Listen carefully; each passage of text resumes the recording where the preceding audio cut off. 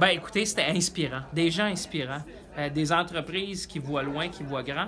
Mais derrière ces entreprises-là, ce que vous avez entendu aujourd'hui, c'est des hommes et des femmes. C'est l'aspect humain derrière ça. Vous avez une entreprise, un entrepreneur qui part une entreprise à 53 ans. Vous avez un entrepreneur dans le domaine de la soudure qui dit « Moi, j'ai les meilleurs travailleurs et travailleuses chez nous ». Vous savez, M. Dumont, ici, de Victoriaville, qui a bâti une entreprise, on est rendu à la 4e génération. Vous avez un groupe d'entreprises qui avait des caméras avec micro-ondes. On me dit que c'était un projet d'école. Puis aujourd'hui, c'est rendu avec le plus grand marché aux États-Unis. Alors, moi, ce que ça démontre aujourd'hui, c'est qu'il n'y a pas d'âge pour entreprendre. Il n'y a pas de formation particulière. C'est des gens qui ont voulu prendre un risque.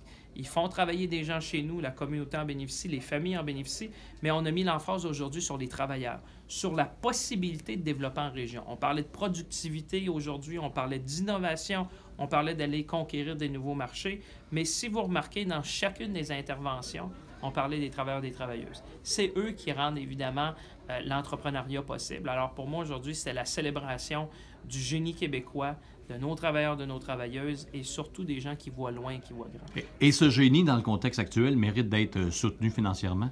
Oui, bien, c'est pour ça qu'on était partenaires. Vous savez, quand les 3 ordres de gouvernement travaillent ensemble, on réalise de grandes choses pour les gens.